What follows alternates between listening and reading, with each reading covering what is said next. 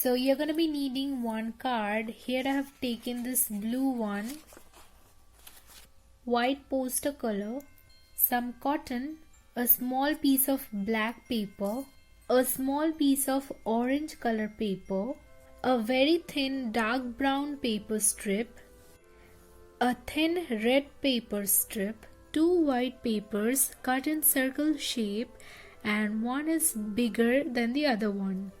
Some small beads of any dark color, and here I have taken these royal blue ones, a scissor and some glue.